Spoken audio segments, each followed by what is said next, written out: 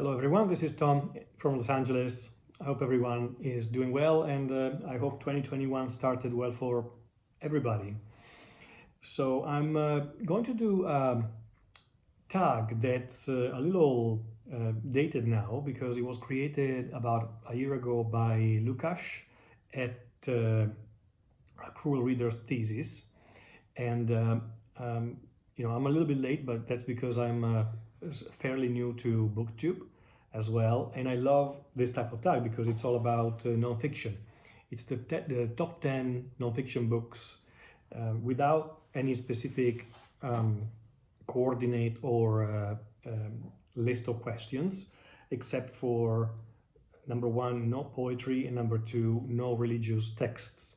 So let's get started with this top 10 nonfiction. They're really all over the place in terms of subject matter and in terms of type of, even the type itself of a book. Number 10 is Bearing the Cross. Is one of my favorite biographies ever. It's Martin Luther King biography. I can say that David Garrow here, he's a historian from Emory University School of Law. He's done a great job with this book in really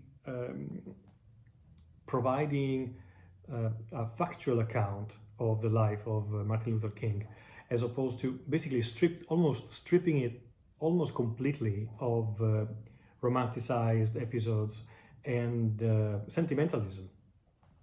So, which is an approach that sometimes can make a book really dry and boring. But when you're dealing with the life of this guy, there is really nothing boring or dry about it. And reading fact by fact, following his life, the development of his movement from the very beginning until his death is an incredibly moving and inspiring read. So this is a really great book. The second one is Mediterranean Winter by Robert Kaplan. Kaplan is a reporter. He really is a travel reporter. He wrote a lot about the Balkan War, about some wars in Africa as well. This particular book I liked specifically because even if it's referring to a trip he took many years ago, I believe in 75, it's got so many links to history and the history of the Mediterranean.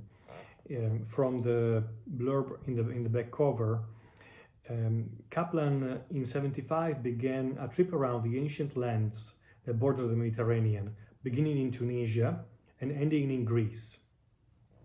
He starts in Tunis, where he revisits the history of Carthage, whose conquering legions plowed its ground with salt. He then stopped in Palermo, in Sicily. He meditates there on the failed Athenian invasion, and elsewhere he talks about St. Augustine, Caravaggio, Hadrian, the rise of Islam, the historic, especially ancient history. The historic topics that he touches on are endless in this fairly short book, which is 230 pages. So it's another great book I strongly recommend. The third one, and this is probably not going to be a surprise for people who know my channel, is an originally Italian book about the life of Dante. That's very surprisingly has been translated in English, and it's the only book by Marco Santagata that's been translated in English. So the English version is available as well. It's a great biography, not only because it's been written by a very serious and deeply passionate scholar on Dante and about the Divine Comedy, but also because in between all the different chapters of Dante's life, the book presents links and to actual paragraphs or tertines from the Divine Comedy and from what Dante wrote. So definitely for anybody who wants to get a little bit deeper in who Dante was and what his life was like in Florence and after his exile, this is a great book. Number 4, JFK and the Unspeakable. JFK's assassination has obviously generated thousands of different books. I've read only a few of them, but this seems to have a special place and a special mention in the bookshelf of people who know a lot about this topic and have read many books about it. Why? Because, and why I like it in particular, because it's not a book that has a specific agenda like many JFK assassination books might do. It's not trying to sell us anything. It's not trying to tell us exactly what happened, because as of today, 2021, we really don't know who killed JFK for sure, even if there is an official version. It's a book that helps us reflect upon the historic event of the JFK assassination, with all its links and all its arrows towards the historic events around it, meaning not only Vietnam, but everything else that was connected to JFK at the time. You get to the end of the book and you have learned a lot. You have learned a lot about what this event meant in history and what might potentially have brought the world to it. What were the movements and the major macroeconomic and macro historic themes behind it. Fantastic book. Another one that is one of my favorites, in fact, in the nonfiction field is this one, The Righteous Mind by Jonathan Haidt. Jonathan Haidt is a great communicator, first of all. He's a professor, and his title really is a cultural and social psychologist. In this book, he examines morality, in particular morality in the US and in the West, in Europe as well, from a political standpoint. This is why the title says, Why Good People Are Divided by Politics and Religion. The way he approaches the topic, the subject, is so deep, because he starts initially from building a model of morals that apply to some people but not to others, and the psychological and personality or geographic or historic reasons why people prefer one or the other type of component of morality. And then he goes even deeper by analyzing anthropological and even evolution-related reasons for some type of morality and the development of our human morality. I loved a chapter where he explained how the human being today finds himself or herself in a situation where we still go around with our primate mind, and that's really our base being. But we are also complex beings, and so made up of many different pieces of a puzzle. And one piece of the puzzle is our hive-ish overlay, which means part of us is able to act like a bee in a hive, and like a bee in a hive, being very altruistic, very cooperative, and very constructive in terms of the collective good and the social good. So obviously there is a conflict between this and the selfishness of our primate mind, but the way these two components of our nature relate to each other and sometimes can work with each other is extremely fascinating. And I think the way that Jonathan Haidt analyzes his is spectacularly good. So I really recommend this book. The next one is called When Helping Hurts. When Helping Hurts is simply, and it has a subtitle which is How to Alleviate Poverty Without Hurting the Poor and Yourself. The title is maybe a little bit provocative, When Helping Hurts, but I found it to be a very clever book. Very clever because it talks about poverty alleviation from the point of view of examples where good-hearted people have tried projects and processes of developing poverty alleviation projects that actually failed. The real point that the book is trying to make is that it's the poverty alleviation is so complex as a problem to approach poverty in itself that easy solutions tend to not work, tend to fail. It says a path forward is found not through providing resources to the poor directly or sometimes even easily, but instead by walking with them in humble relationships. This is kind of the core of concept of the book. It talks about foundational concepts, what do we define as poverty, who are the poor, the main principles, should we do relief, rehabilitation or development, obviously with a preference for rehabilitation and development, and strategies, how can we help people effectively here and abroad who are poor. Really interesting and at the very least thought-provoking book.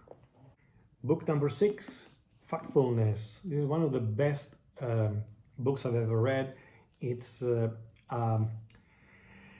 book that takes on the way most of the media today digest reality and sometimes try to force us to digest reality.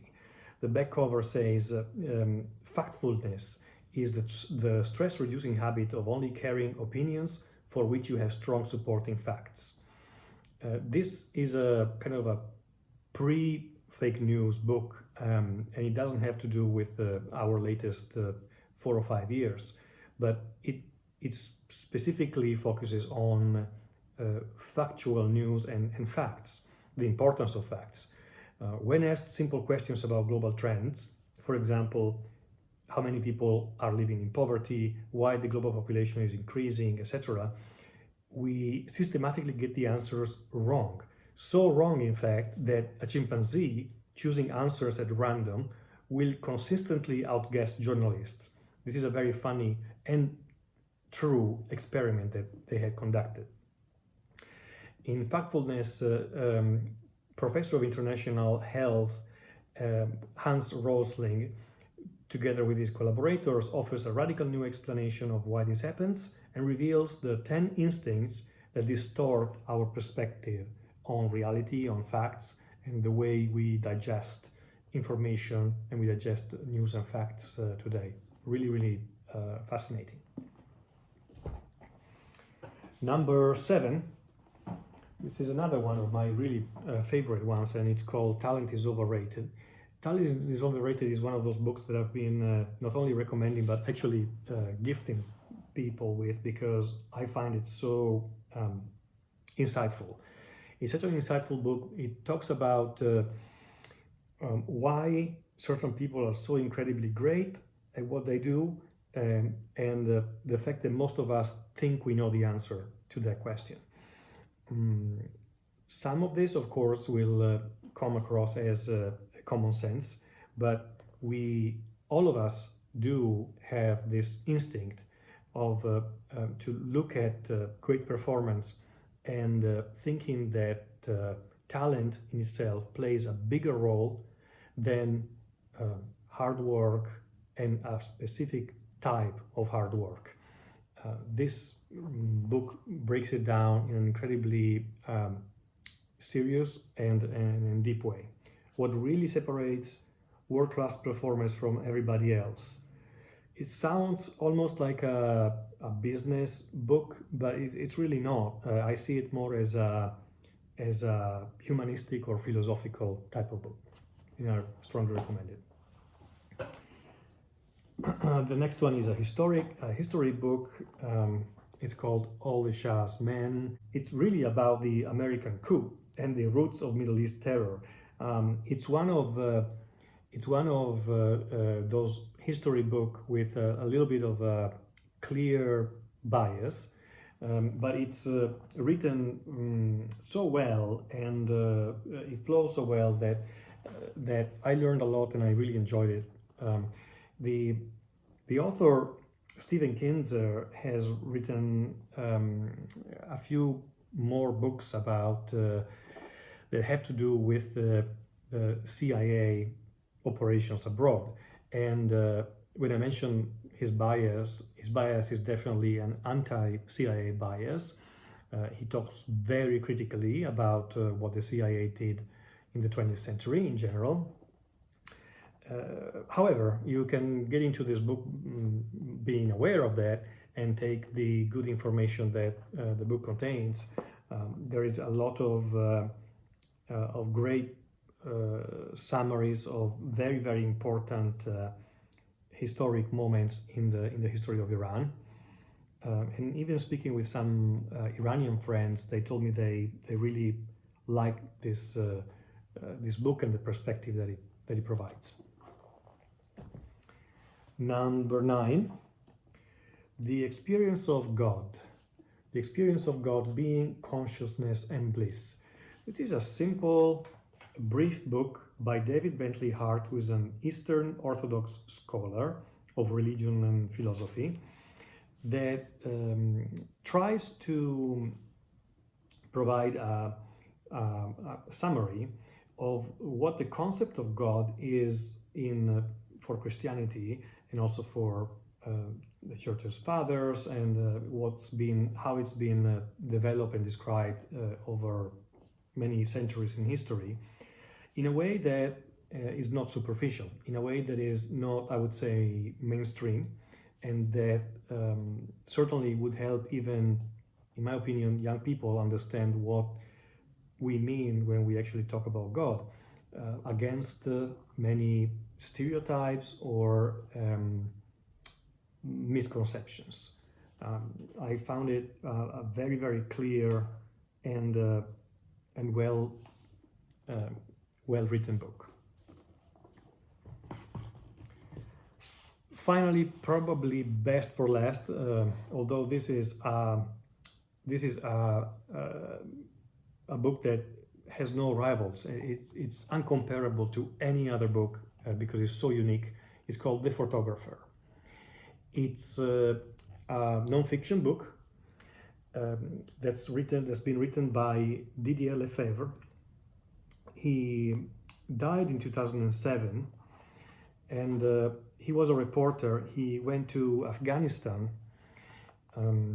many times to report on the war there. And for this particular trip that he narrates in this book, he was traveling together with Medics Without Borders, Doctors Without Borders. So he travels into Afghanistan. He comes back with a lot of photographs that he took, and also with a lot of notes and written articles, etc. All that work has been brought together and partially published in this book in the form of actual photographs of the people that he met. Here are some Afghan people that he met with, etc., as part of the narration, and partially as in a comic book format, illustrated by a great illustrator. His name is Emmanuel Guibert. That helps make the narration of the facts that he witnessed probably much more up close and personal than what a regular prose book would have been. It's a magnificent work. The photographs themselves are stunning, and some pages, either in photograph or in drawing, are so beautiful that for a moment you just forget the narration of the story that you're reading, and you just sit there admiring for the visual pleasure of it. Obviously, the reality narrated here is very harsh, and there is a lot to take in terms of the difficulty of this country and the history of this country, and also a lot to learn. This is the type of history I probably prefer, which is the history lived by the people, by the individuals at any type of level, especially villagers and people who live their life and see history pass by in their daily life. This is all I have. These are my top 10 non-fiction books, and thank you for watching.